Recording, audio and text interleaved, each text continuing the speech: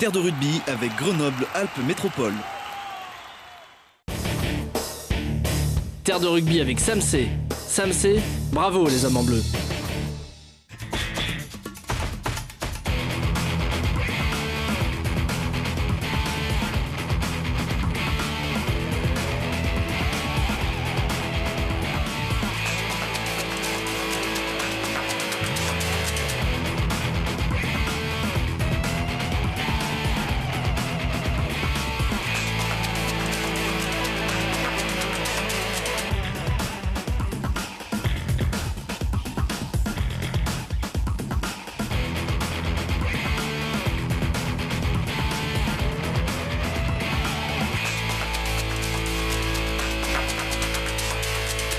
There's the whistle, there's the history. The host's first final and it's a success. Vive la France as the under-20s. France become champions of the World Rugby Under-20 Championship 2018. Et c'est reparti, une dernière pour la route et pas la moindre. Champion du monde de Grenoblois, son champion du monde titulaire parmi les Bleus et les U20, vainqueur de l'Angleterre. En finale donc, Kylian Gerassi, Antonin Berruyer. On ressort les drapeaux pour vous et les applaudissements. Ah ouais, c'est pas facile, Bravo à vous, on est vraiment très contents, très fiers de vous recevoir. Comment ça va ? Super, ça va nickel, ça peut caler après ça. Ah oui, c'est ce qu'on voit. Alors on n'a pas ressorti, on a ressorti les drapeaux du club finalement parce que restons chauvins, vous êtes donc deux joueurs du FCG. On n'a pas mis les drapeaux de l'équipe de France, mais sachez que le cœur, notre petit cœur français, y est aussi avec vous. Merci aussi aux supporters des Alpins qui vont clore avec nous cette saison et qui sont très heureux de vous montrer aussi comment est-ce qu'ils sont capables de s'habiller. D'ailleurs, rien que pour vous. C'est Christiane, hein, c'est ça ?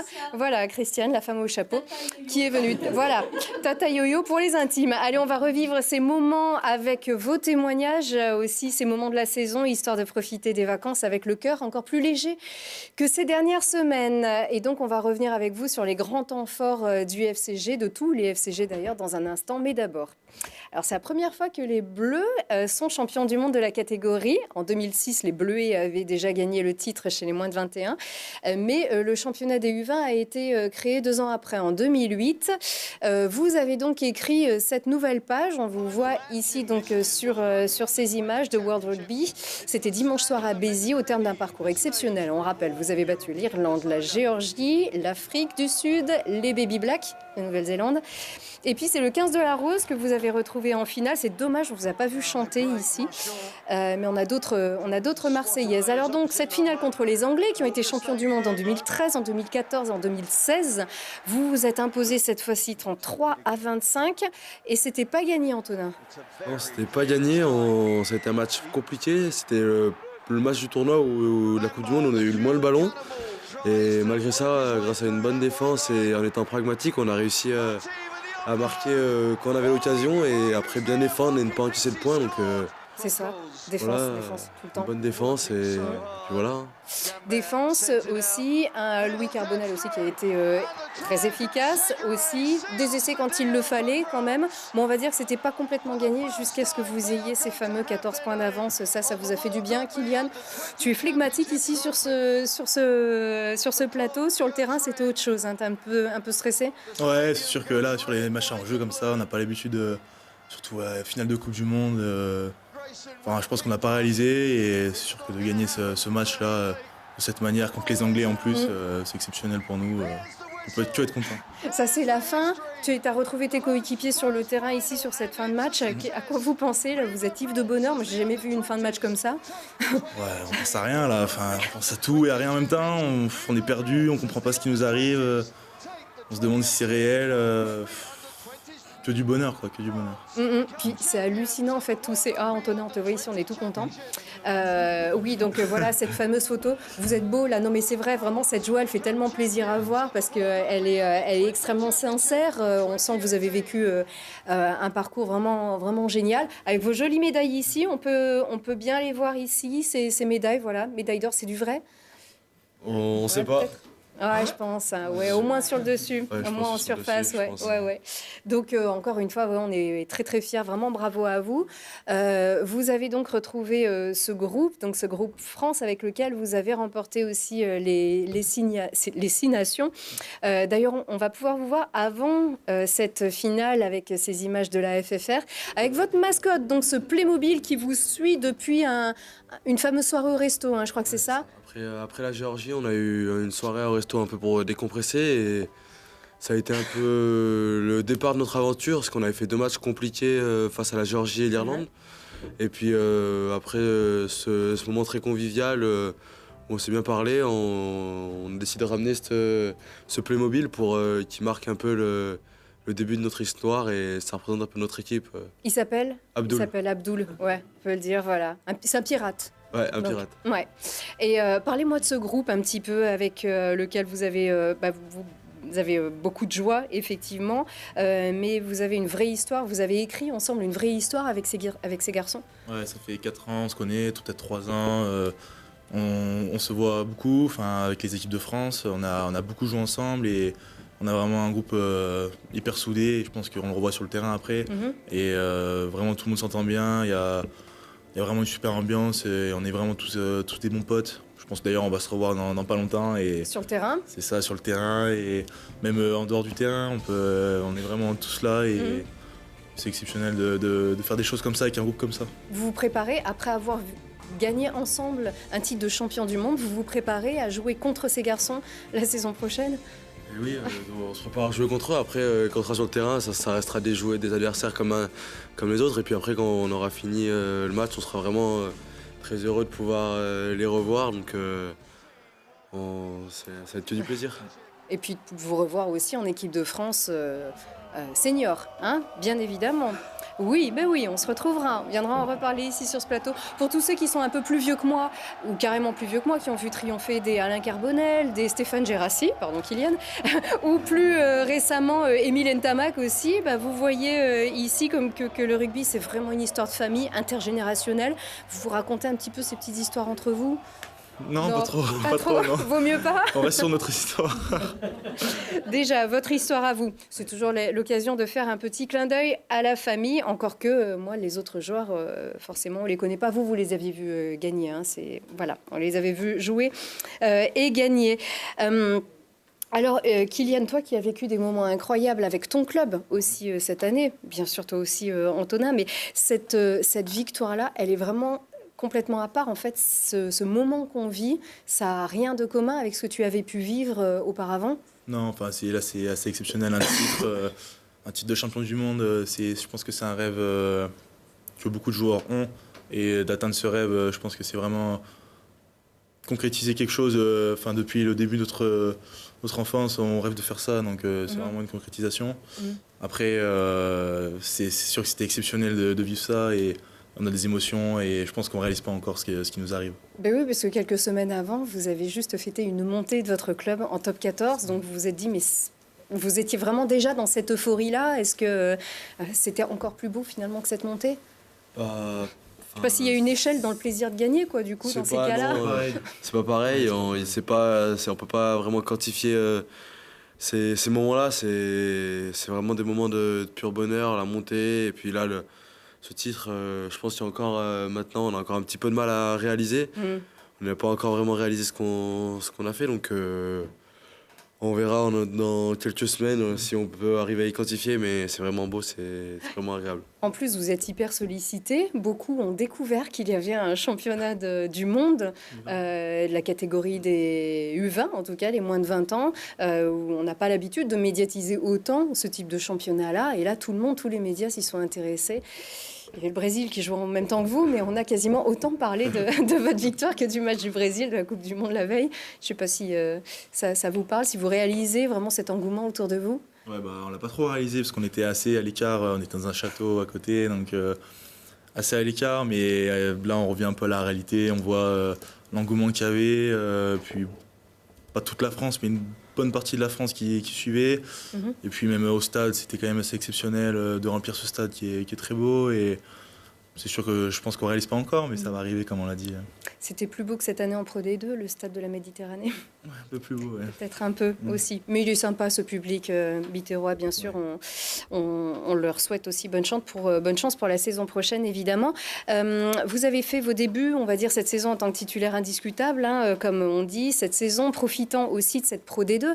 Vous avez donc été révélé, vous avez pu éclore, en fait, comme c'est souvent le cas aussi lors d'une descente. Une nouvelle saison arrive, hein, les joueurs reprennent ce jeudi l'entraînement. Ça sera une nouvelle saison, un cran au-dessus. Donc, est-ce que ce titre-là, ce titre de champion du monde, ça va vous aider à confirmer cette place, à confirmer que vous avez vraiment la place parmi les titulaires ?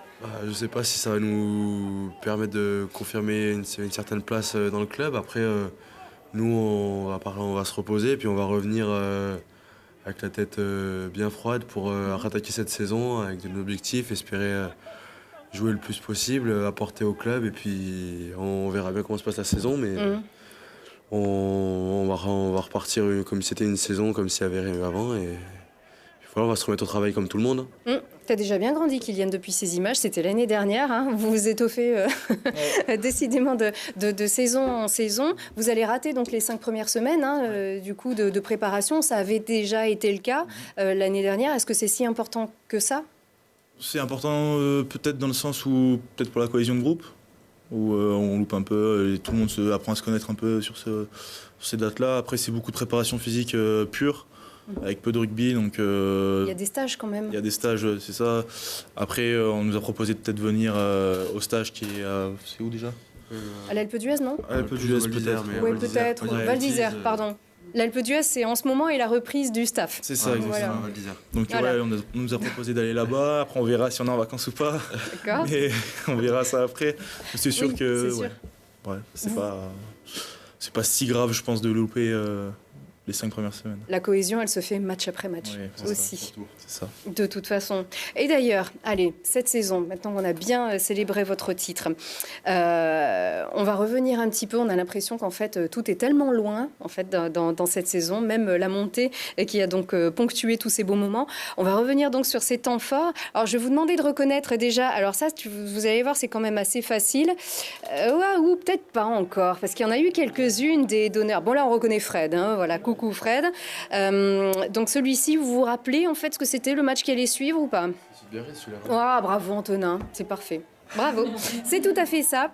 C'était avant donc ce quart de finale qui était vraiment, on va dire, le premier de ces matchs couperés et qu'il fallait surtout pas rater. Donc ce barrage à domicile, on va pouvoir sortir de ces images et vous proposer donc de revoir ce qui avait suivi finalement cette entrée en la matière, cette haie d'honneur. On va se revoir un peu pour un petit best-of, donc ce moment de terre de rugby qu'on a bien vécu assez intensément avec Guillaume Ménard. Et écoutez bien d'ailleurs ce qu'il va dire ensuite en commentaire, c'est instructif pour la suite. L'enjeu commence ici et avec un accueil digne d'une grande équipe de top 14, le FCG a déjà rempli son contrat affectif avec le public. Avant le quart de finale au Stade des Alpes, les supporters clament leur amour pour l'équipe en lui souhaitant juste le meilleur pour la fin. Dans un premier temps, on veut qu'il se fasse plaisir, le plaisir pour les joueurs, pour les spectateurs. Et puis si la cerise sur le gâteau, eh bien la montée en top 14, pourquoi pas. Mais il faut que toutes les conditions soient réunies avec cette belle victoire aujourd'hui.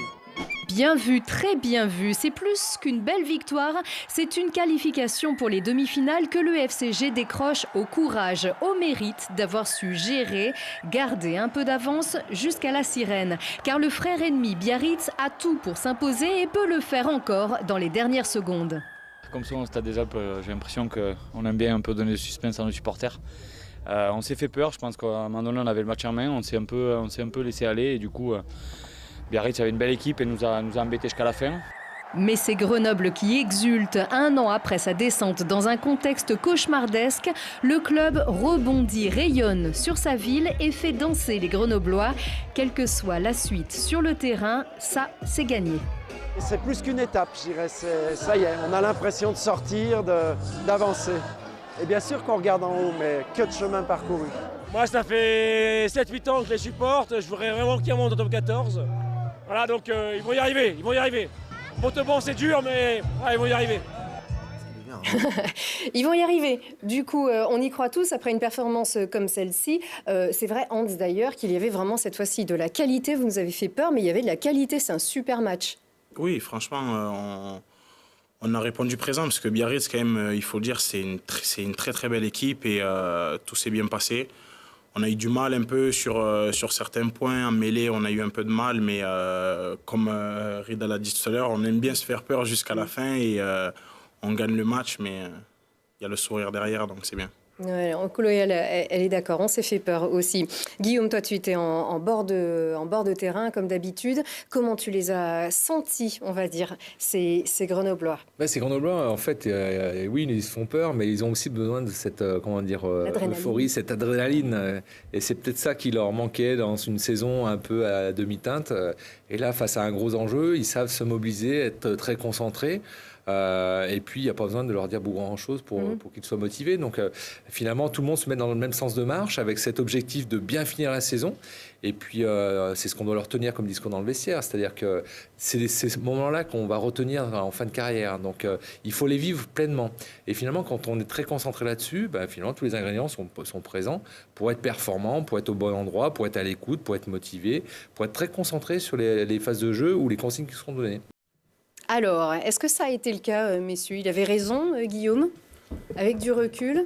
Oui, je pense que ce qui a fait qu'on fait une très bonne fin de saison et qu'on a la montée au final, c'est que dans ces moments-là, l'équipe a su vraiment pas se concentrer, parce qu'on était déjà concentré pendant la saison, mais élever son niveau et être bien plus impliqué. Il ne faut pas toucher le micro, Antonin. Pardon, je te coupe, mais voilà, il ne faut pas toucher. Sinon, voilà, l'ingénieur du son, il va débarquer. Non, voilà, après, on a Kylian qui l'a plus vécu de la terre. Oui. Ouais, non, je pense qu'on a basculé peut-être dans un autre mode, je peux dire ça. Peut-être le mode compétition, parce que la saison elle est longue, on le sait, on n'est peut-être pas toujours concentré et appliqué de la même façon que pour les matchs en jeu. Et là, je pense que le fait que ce soit les éliminations directes, avec des matchs avec beaucoup plus d'enjeux, ça nous a permis peut-être de rentrer dans une autre peut-être dimension collectivement et individuellement. Là, vous vous êtes dit, on peut le faire, sachant que toute l'année, on disait, c'est peut-être un peu trop tôt de monter, c'est peut-être... Là, vous vous êtes dit, il y a un objectif, en fait, on peut le faire, on peut monter. Ouais, toute l'année, on avait cet objectif. Après, je pense qu'on a vraiment réalisé nos capacités. Je crois que c'est après le match de Mont-de-Marsan, il me semble. Oui, c'est ça. Et après, ça a continué. Il y a eu Vannes et Mont-de-Marsan. C'est ça, de fil en aiguille, et on a réussi à continuer à performer toute la fin de saison. Alors donc, vous avez gagné ce match contre Biarritz, vous étiez qualifié pour la demi-finale. Bon là, je ne vais même pas forcément vous demander de la reconnaître, d'ailleurs, cette image, puisque vous avez compris que c'est ce moment incroyable qu'on a pu vivre à Montauban, à Sapiac. Et elle est là, Christiane, avec son chapeau, la revoilà, bien sûr, toujours là dans les bons moments, comme dans les mauvais moments aussi, mais toujours dans les bons coups, effectivement, après ce match. François, il est là aussi, voilà, avec un petit plan large peut-être. Voilà, il est là, François, qu'on vient de voir jouer un petit peu avec nos caméras. Donc, peut-être un des meilleurs moments de la saison, celui-là. Vraiment gagné à Montauban, à Sapiac, qui était vraiment tout vert et tout noir, tout acquis à la cause de cette équipe qui n'a pas été à la hauteur. Ouais, c'est exceptionnel, surtout que même à la fin, j'avais cette image du public de Montauban qui nous applaudissait, qui était vraiment qui jouait le jeu et qui ont vu que je pense qu'on était meilleurs sur ce match, peut-être. Et franchement, c'est cette image moi qui m'a le plus marqué pour ce match. Pour ce match, pas pour la saison. On revoit ces images du match, comme on sait que vous êtes encore un petit peu dans votre petite bulle de l'équipe de France. On se replonge dans ce qui a fait vraiment votre réussite en cette fin de saison. Et on va réécouter les paroles de Guillaume Ménard, qui est vraiment toujours un sage aussi et qui a vraiment beaucoup d'expérience, qui croyait peut-être pas encore complètement à la montée. Écoutez-le. C'est le coup de sifflet de la délivrance. David Mêlé a tout vu, il a compris le demi de mêlée grenoblois. Les joueurs, le public y croit encore à peine. Montauban ne marquera pas l'essai qui allait tout changer.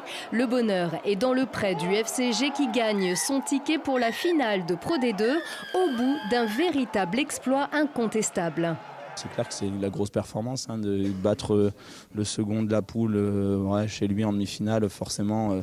C'est pas pour l'instant, c'est avant la finale de la semaine prochaine, c'est la performance de l'année.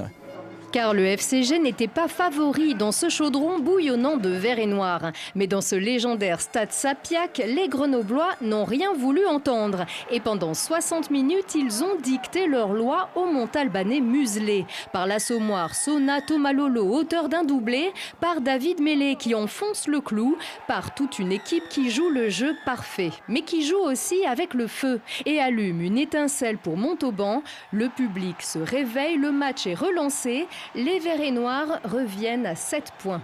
Cette équipe de Montauban nous a fait peur jusqu'à la dernière minute et voilà, il a fallu beaucoup de ressources, beaucoup de qualité et beaucoup de solidarité pour les empêcher de marquer. Alors cette fois on se lâche, Grenoble revient de trop loin pour contenir sa joie. L'équipe peut rêver un peu.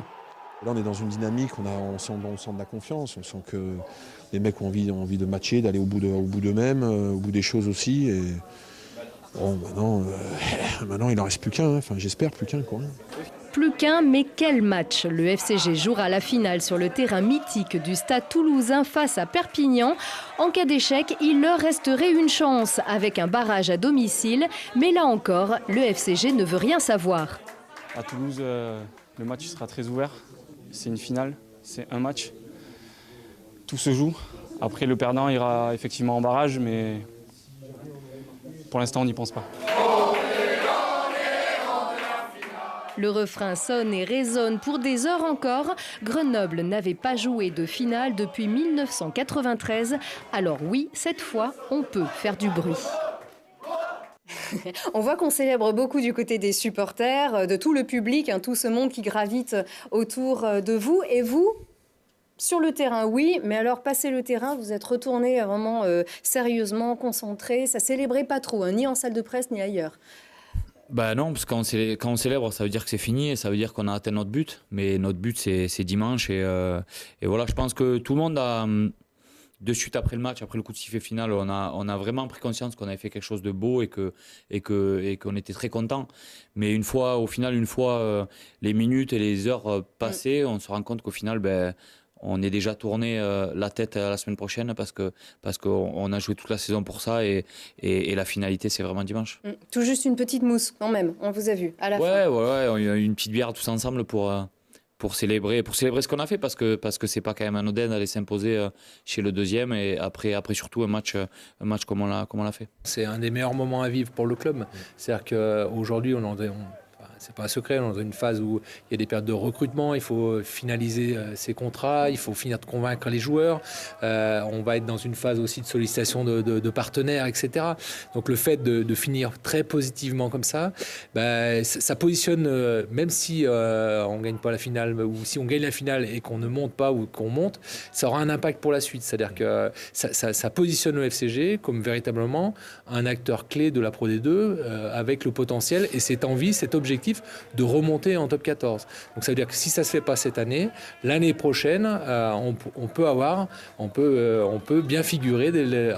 C'est ce couvert du jeu, mais ça donne une certaine forme d'ambition au club qui est très facilitante en termes de recrutement pour le secteur sportif et puis de composition économique pour le secteur partenariat commercial du club.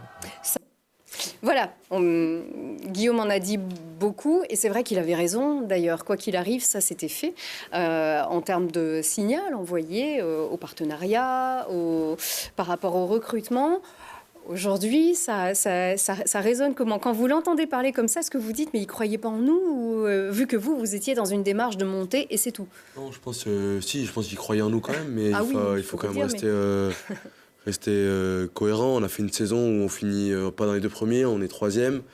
On a eu des hauts et des bas. Il y a eu une période qui était assez difficile, mais on a su la gérer pour revenir comme il faut. Et d'où on revenait, on était reparti 2-0 complètement en juin dernier en reprenant. Donc même si l'objectif qu'on s'était fixé, c'était vraiment de remonter et que au vu de quelques plus de difficultés qu'on a pu avoir, on se retrouve à aller jusqu'en finale en faisant une fin de saison vraiment très belle avec des matchs à coup près vraiment réussis. Et donc c'est surtout l'image qui reste en fin de saison, comme il l'a dit, et c'est celle que le grand public garde et que tout le monde, je pense, même nous, on aurait gardé ce souvenir-là. Donc je pense qu'il croyait en nous, mais il était resté les pieds sur terre. Tout à fait. C'est pour ça que c'est notre expert aussi, Guillaume, et qu'on salue d'ailleurs et qu'on embrasse. Il est pris bien sûr par ses occupations professionnelles aujourd'hui. C'est vrai qu'on réalise aussi, c'est de dire donc ce que vous avez fait, ce que vous avez pu générer aussi pour votre club. Parce que là, vous n'étiez pas encore monté. On savait que c'était vraiment, que toute la dynamique était lancée derrière. Je ne sais pas si ça vous le réalisez vraiment. Non, pas trop. Hein. Tu vas faire Tech Deco, c'est ça, je crois. Ouais, d'accord. C'est ça. Voilà. Donc là, c'est un travaux pratique. Hein, voilà. Non, je pense qu'on ne réalisait pas vraiment. Mais c'est sûr que cette montée, elle fait du bien. Elle fait du bien. Elle fait beaucoup de bien. Bon, on ne l'a pas encore revu parce qu'avant la montée, ça aurait pu être ce jour-là, mais il y a eu une finale. Alors voilà, rappelez-vous ces images. Vous l'avez vu, ça, vous ? Ouais. Tout ce qui était autour de... On n'est pas à Perpignan, on est à Toulouse, figurez-vous.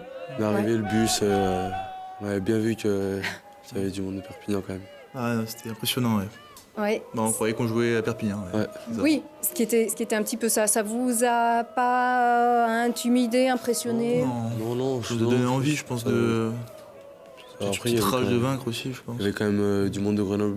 Il y avait une tribune toute bleue et rouge, donc il n'y avait pas que des 100 et or, donc c'était quand même assez agréable. Voilà, donc... C'est pas le meilleur souvenir qu'on ait donc de cette saison. Donc, comme on est vraiment dans un best-of, on ne garde que le meilleur. Néanmoins, donc vous savez, ce match a été perdu. Une bonne première mi-temps, quand même, qui a été... vous avez plutôt bien tenu, en fait, avant de lâcher les armes, on va dire, en deuxième mi-temps. Et puis de perdre aussi complètement le moral au fond des chaussettes. C'est comme ça qu'on avait retrouvé Loïc Godener. Je sais que ça le gênera peut-être aussi de revoir encore ces images, parce que quand on voit un petit peu d'émotion, évidemment, les journalistes se jettent dessus. Ils se disent « Ouais, c'est bon, on a des larmes ». Là, celle-ci, elle voulait quand même dire quelque chose. J'ai toujours gagné quand j'étais jeune des compétitions, donc c'est vrai que ça fait un peu mal de perdre, mais... C'est pas grave, on va digérer ce soir. La famille, heureusement qu'elle est là, ça va faire du bien. Mais je pense qu'on va revenir plus fort, c'est sûr. Pas de souci. C'est le type ou le faciès. Ou le faciès. C'était là, il fallait que ça sorte de là, finalement, toute votre motivation, c'est parti de là. Ouais. Je pense que oui, ça a été l'envie de se remobiliser et je pense qu'on est vite passé à autre chose après. Après cette finale perdue, on a passé une soirée entre nous et après on s'est vite remis au boulot parce qu'il restait encore une chance et en plus à domicile, donc il fallait être présent. C'était un énorme coup de bambou que vous avez reçu sur cette finale perdue. On vous a vu, mais d'ailleurs, on ne vous a pas vu. Ceux qui étaient au stade, non mais véritablement, ceux qui étaient donc au stade Ernest Vallon, je ne sais jamais si on dit Wallon-Vallon, on entend toujours les deux, oui, bon, bref, à Toulouse, les caméras étaient même elles aussi submergées par cette vague sang et or et on ne vous a même pas vu quasiment sur les caméras de Canal et d'Eurosport. Donc là, c'était très très dur en fait de vous voir. Vous pouvez revoir d'ailleurs le Terre de rugby qu'on avait enregistré d'ailleurs à Toulouse. Vous le trouvez sur notre site télégrenoble.net dans la rubrique replay Terre de rugby et vous réaliserez un petit peu mieux justement tout ce chemin que vous avez pu faire à partir de ce jour-là. Vraiment complètement abattu. Il n'y avait plus rien. Il y avait... Ouais, mais, d'un côté, on est abattu, mais de l'autre côté, on se dit on a une chance en plus la semaine d'après et on joue chez nous avec notre public. Donc c'est complètement l'inverse, c'est complètement un match différent. Ça n'a rien à voir et on se dit qu'on a une chance pour essayer de se rattraper et je pense que dans nos têtes, on était conscient de ça. Alors oui, peut-être ça, c'est ce que nous disait François, Martine, que vous reverrez d'ailleurs à la fin de cette émission justement enregistrée à Toulouse. Les supporters disaient ouais, peut-être, mais je crois que vous, vraiment de votre côté, vous étiez resté bloqué à ce moment-là et vous n'arriviez pas encore à penser positif, surtout sachant que c'était quand même un sacré gros morceau. Oyonnax, qui allait donc se présenter 6 jours après aussi. Il vous manquait peut-être un jour vraiment pour être complètement confiant et pourtant, regardez donc ce qu'il y a. On commence par le meilleur d'ailleurs. Je préfère qu'on les revoie d'ailleurs ces images sans même les commenter pour en profiter. Grenoble va retrouver le top 14 la saison prochaine. Et de quelle manière? 47-22. Quelle ambiance dans le stade des Alpes. Quelle joie, quelle délivrance.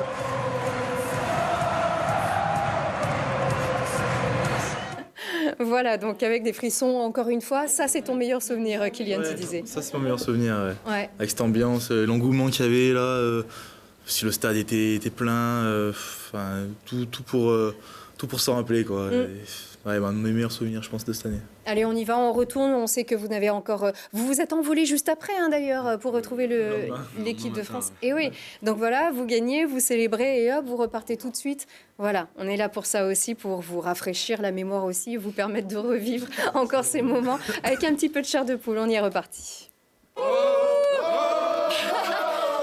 ça, Terre de Rugby, tous supporters du FCG qui montent en top 14. Bienvenue à vous, prenez part à la fête. Allez, si vous n'y étiez pas, eh bien vous aviez bien tort. Hein. Voilà votre session de rattrapage. Retour au Stade des Alpes, c'était samedi.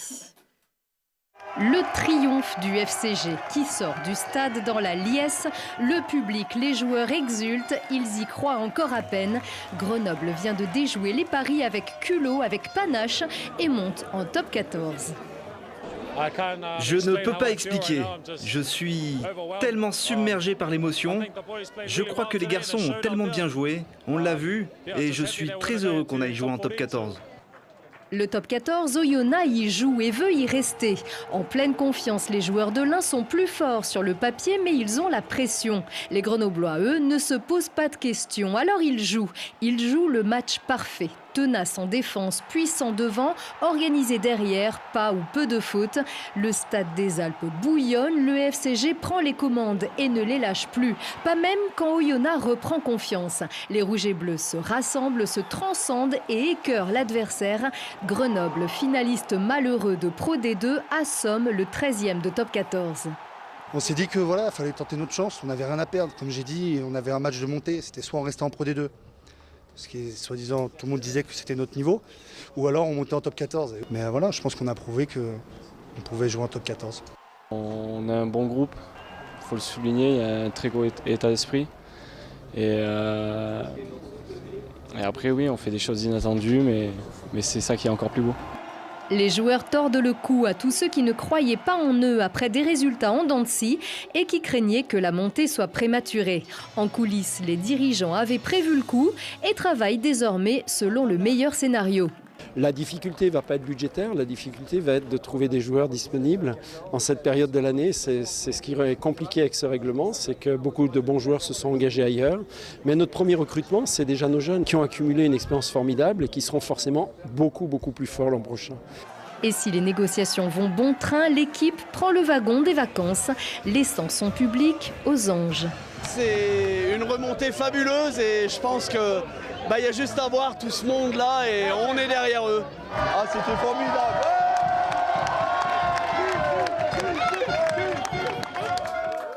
Voilà, ça y est, c'est encore tout frais, finalement. Oui, il y a un petit moment, mais quand on voit ces images, on se les remémore et on se remémore tout ce qu'on a pu vivre à ce moment-là. Avec ce public, avec vous aussi, vous étiez là. On prend le temps de réaliser quand même si vous étiez loin de vos camarades, vous étiez loin de votre club, vous étiez déjà avec l'équipe de France. Vous avez pas trop ressassé tout ça? Non, c'est vrai qu'il s'est passé un peu vite, ouais. Parce qu'on a direct un peu basculé sur la Coupe du Monde. Enfin, pour ma part, en tout cas, ça. On a fait une soirée et même la soirée, on n'a pas fini hyper tard non plus. Donc, ouais, c'est sûr que... Juste avant de partir à Table des Pirates, on embrasse Rida d'ailleurs. Ouais. C'est sûr qu'on a basculé.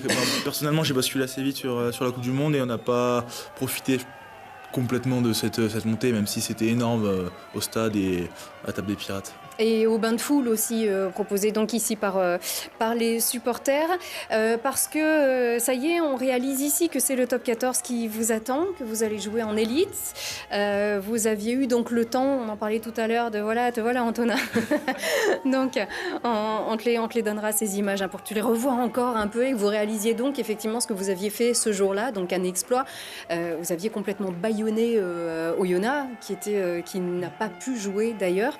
Et donc ce top 14 qui vous attend, pour vous, c'est une réalité déjà? Vous avez eu le temps d'y repenser, d'appréhender un peu cette nouvelle saison qui arrive? On a repensé un petit peu, mais honnêtement, comme dit Kylian, on a vraiment envie de basculer, parce que dès le lendemain, on se remettait entre guillemets au travail pour préparer cette Coupe du Monde. Donc là, petit à petit, on va redescendre un peu de notre nuage avec tous ces beaux événements, la montée et ce titre. Donc maintenant, on va se reposer, et puis petit à petit, on va commencer basculer et à penser à cette saison, cette grosse saison qui nous attend. Vous les avez... Alors, ils étaient en vacances, hein, tous vos camarades, Mickaël, qu'on voit ici, tout le monde, parfois même très très loin. Ils vous ont fait des petits signes quand même pendant... Ouais. Beaucoup nous ont envoyé des messages sur les groupes qu'on avait. Il y en a qui nous ont envoyé à chaque avant-match des messages. Il y en a qui nous ont envoyé après, mais c'est sûr qu'il y en a beaucoup qui nous ont suivis. Il y en a qui sont venus vous voir? Ouais, je crois qu'il y a David et aussi Steven Stefano. Il me semble qu'il était au match aussi à Perpignan contre les All Blacks. Ah bah David Mélé, oui, bien sûr. Ouais. À Perpignan désormais. Et Steven, qu'on voit ici. Et donc, il y a... Ça, c'est ce que vous aviez vécu. Donc, on rappelle qu'il s'est passé aussi des choses du côté du FCG. Donc, alors, le départ de Nigel, hein, qui est officiel, hein, ça y est. Bon, on ne sait pas s'il se tiendra vraiment loin du club, on n'en est pas encore sûr. Mais en tout cas, des recrues, le recrutement a continué. Thomas Lolo qui donc a été effectivement confirmé et qui fera partie de l'aventure la saison prochaine. Donc il s'est passé quand même pas mal de choses aussi de votre côté et notamment ça. Donc je vous propose de regarder tout de suite ces images si vous le pouvez. Donc regardez bien ce qui s'est passé. Vous vous étiez forcément tenu au courant quand même. Vous les avez vus sur le web. On vous a dit que juste après, les filles, les Amazones ont donc gagné elles aussi le titre de championne de France. Double championne, ouais. Je crois que l'équipe A7 aussi était championne. Tout à fait. Après, il y a eu les Crabos. Voilà, les Crabos, donc c'est bon, c'est que vous avez super bien suivi. On les regarde quand même. Allez, on va les regarder, ils sont là. Et effectivement, encore un bouclier, décidément, ce FCG qui n'en finit plus de gagner, que ce soit les filles, que ce soit les jeunes, que ce soit vous avec cette équipe de France, que ce soit l'équipe 1 avec cette montée. Ça vous inspire quoi, toutes ces images et toutes ces victoires de ce club, vous qui êtes... Alors, on rappelle, Antonin, tu es de Vinay, Kylian, tu es de Grenoble. Clé. Ouais, Clé, pardon, allez. Ouais, non, mais c'est sûr que pour tout le même au foot, ça a marché. Donc pour toute la ville de Grenoble, je pense que cette année, elle a été sportivement, elle a été très très bonne avec, je pense, énormément de joie et de bonheur. On voit tous les dirigeants qui sont contents, les joueurs qui sont contents, le staff qui est content. Et j'espère que ce sera toutes les années comme ça. Hein, on n'a plus qu'à espérer ça maintenant. Hein. Ah ben il n'y a plus qu'à continuer, hein, de toute façon. Nous on a dit on commence pas un terre de rugby sans drapeau maintenant. Hein, donc voilà, on a pris l'habitude, ça fait 4 fois de suite. Alors tu parles du foot, il y a aussi également le GSM HGUC, donc le handball, également les Centaures qui montent, donc décidément. Voilà, le foot américain. Donc ça fait vraiment beaucoup de jolis titres à fêter du côté de Grenoble et notamment cet exploit vraiment des Crabos, donc champion de France. Et c'était au Stade des Alpes. Au Stade des Alpes, au Stade de France. Ouais, c'est un peu pareil. Pour nous, c'est pareil. Donc voilà pour cette super saison de notre FCG. On a aussi un petit coup de cœur de la saison avec un jeune, toujours, un petit peu moins jeune que les Crabos qu'on vient de voir ici, qui nous prouve qu'on ne peut pas être bon, voire excellent d'ailleurs dans tous les domaines. Il nous le prouve. La chanson Lonely Day, System of a Down. Je sais plus, Such a Lonely Day. Non, je sais pas chanter. Non, je chante pas moi. Je la connais pas moi. C'est une musique de film.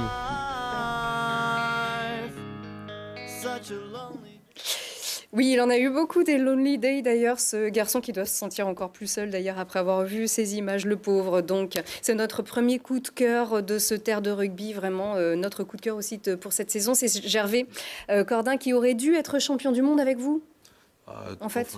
Oui, je pense que clairement il est dans le projet de l'équipe, donc on a une petite pensée pour lui parce qu'on sait que c'est pas facile quand même de ne pas avoir pu vivre ces moments-là avec nous et avec la blessure, il a malheureusement pas pu être là aussi lors de la finale. On revoit les images de cette blessure qui lui prive de cette belle fin de saison avec le club et l'équipe de France. Donc c'est triste pour lui et on lui passe un petit bonjour. Oui, un grand coucou, ce match. Ouais. Merci Kylian, c'est vrai ce match qui avait été apocalyptique pour le FCG. Donc voilà, une cascade vraiment de blessures, dont cette grave blessure au genou donc de Gervais qui donc il est encore à Cap-Breton. Je crois qu'il est encore à Cap-Breton, il fait sa rééducation, après il va reprendre avec tout le monde tranquillement et puis en espérant pour lui que ça aille le plus vite possible et du mieux possible. Ça c'est sûr. Avant bien sûr de vous rejoindre peut-être avec les Bleus, on le rappelle encore une fois, donc catégorie cette fois-ci non plus junior mais encore un petit peu plus haut. Il avait marqué 2 essais contre l'Italie au tournoi Destination, notamment Gervais. Donc il avait plutôt fait ses preuves avec l'équipe de France. Donc on n'a pas le temps de vous passer la suite, donc on va arriver au terme de cette émission. On va probablement, même très certainement, vous proposer, on va dire, un terre de rugby un petit peu plus estival en retrouvant vos camarades à l'entraînement, faire un petit peu la connaissance avec certains nouveaux qui vont arriver petit à petit, mais aussi retrouver tous ces garçons qui ont brillé en Pro D2, qui se préparent au top 14 à l'entraînement après donc quelques semaines de vacances. On va vous proposer ça, je l'espère bien sûr avec Guillaume Ménard, notre consultant. On doit féliciter un petit clin d'œil à Lucas Dupont qui est papa d'une petite Jade, donc c'était samedi dernier. Donc on l'embrasse très fort, on embrasse très fort Marianne aussi et puis toute la famille. Du coup, félicitations et belle reprise à toi Lucas. Et puis rendez-vous tous mercredi prochain, 27 juin. Rendez-vous à l'Hôtel de Ville de Grenoble pour fêter toutes les victoires du FCG. Allez, venez, vous décalez un peu vos vacances, mais il faut venir faire la fête un petit peu à l'invitation de Monsieur le maire et de Michel Martinez, donc à l'Hôtel de Ville de Grenoble pour fêter les Cravos, les Amazones, la montée et vous aussi, bien sûr, peut-être, ou sinon on fera un Skype, on verra. Allez, encore une fois, regardez, dernier, on agite encore un petit peu les drapeaux. On y va, voilà, ça c'est rien pour vous. Avec donc encore une fois les Alpins. Merci beaucoup François, Martine, merci de votre fidélité à vous d'ailleurs le public. Et puis un gros bravo à vous, célébrez, profitez de vos vacances et puis on est hyper fiers de vous encore une fois. Merci beaucoup. Merci les garçons et merci à vous encore une fois de votre fidélité. On vous retrouve très vite pour Terre de Rugby.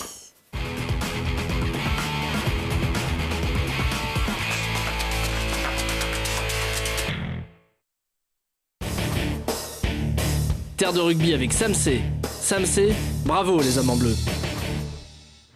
C'était Terre de rugby avec Grenoble-Alpes Métropole.